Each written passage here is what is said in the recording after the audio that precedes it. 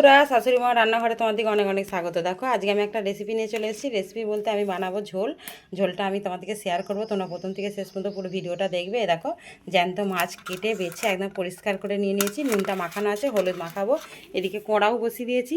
আর এদিকে দেখো যেই যেই জিনিসগুলো দিয়ে আমি ঝোলটা করব সেগুলো কেটে ধুয়ে পরিষ্কার করে রেখেছি। এখানে নিয়ে নিয়েছি দেখো আলু, ঝিঙে, এখানে রয়েছে কাঁচকলা, আর এখানে রয়েছে ডাঁটা আর টমেটো। আমি ঝোলটা তোমাদেরকে করব, শেয়ার করব, তোমরা দেখে নিয়ে কমেন্ট করে জানাবে আমার ঝোলটা তোমাদের কেমন লেগেছে। দেখো কড়াটা আমি তাড়তে দিয়েছি, তেল দিয়ে দেবো, দিয়ে মাছগুলো ভেজে নেবো। দেখো প্রথমে মুড়ো আর লেজাটা তুলে দিয়েছি।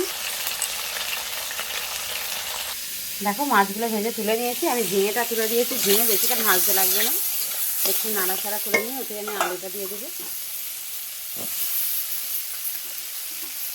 আলু আর ঝিঙেটা হালকা করে একটু নেড়ে নেবো।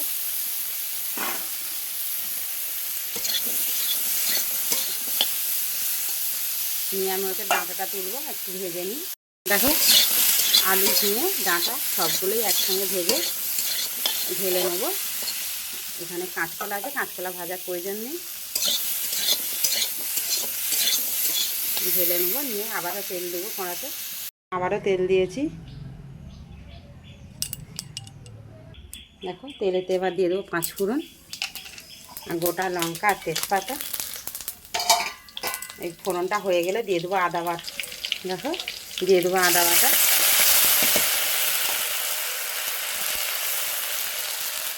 এবার দেবো জিরে, ধনে, মৌরি, দিয়ে দেবো জিরে, ধনে, মৌরি। দিয়ে ভাজা ভাজা হয়ে গেলে দিয়ে দেবো আমি এতে লঙ্কা গুঁড়ো দেবো নি, দিয়ে দেবো হলুদ গুঁড়ো। দেখো মশলাটা আমার হয়ে গেছে, দিয়ে দেবো একটু জল। দেখো মশলাটা আমার হয়ে গেছে, মশলাটা খুব তেতে গেছে বলে উনুনটা আমি একটু নাবিয়ে নিয়েছি, মশলা পুড়ে গেলে খেতে ভালো লাগবে না। দেখো মশলাটা আমার ভাজা ভাজা হয়ে গেছে, আমি এবারে ওতে সবজিটা তুলে দেবো।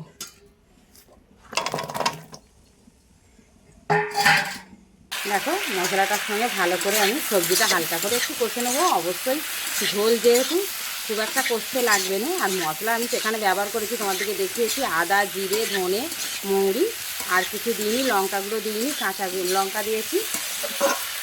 ঝোলেতে লঙ্কা গুঁড়ো দেওয়ার দরকার নেই। আর টমেটোগুলো আমি গোটা দিয়েছি, পরে আমি কেটে দেবো।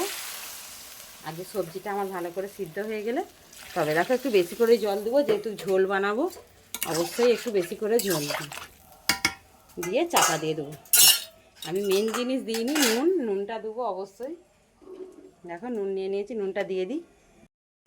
দেখো বন্ধুরা এবার তরকারিটা খুলে দেখবো। দেখো তরকারিটা আমার কত সুন্দর কালার এসেছে, ঝোল দিয়েই ভাত খাওয়া যাবে। এবার আমি এতে মাছটা দেবো, মাছটা পড়বে। এই দেখো মাছটা সব দিয়ে দেবো, দিয়ে মাছটা দিয়ে কিছুক্ষণ ফুটিয়ে নিয়ে ঢেলে নিয়ে তোমার দিকে অবশ্যই শেয়ার করে দেবো। আর তোমরা প্রথম থেকে শেষ পর্যন্ত পুরো ঝোলটা দেখবে। গরমের দিনে এরকম হালকা পাতলা ঝোল দিয়ে ভাত খেতে খুবই ভালো লাগে। আর তোমরা এইভাবে বাড়িতে বানিয়েও ট্রাই করেও দেখতে পারো, জ্যান্ত মাছের ঝোল।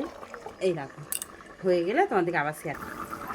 দেখো বন্ধুরা একদম ঝোলটা হয়ে গেছে, আর আমি একটু ঝোল রাখবো অবশ্যই। দেখো হয়ে গেছে, তোমাদেরকে প্রথম থেকে শেষ পর্যন্ত পুরো ভিডিওটাই শেয়ার করে দেবো। তোমরা অবশ্যই দেখবে, দেখে কমেন্ট করে জানাবে আমাদের এই মাছের ঝোলের রেসিপিটা তোমাদের কেমন লেগেছে। অনেক অনেক ধন্যবাদ আমাদের ভিডিওগুলো দেখার জন্য, আমাদের পাশে থাকার জন্য।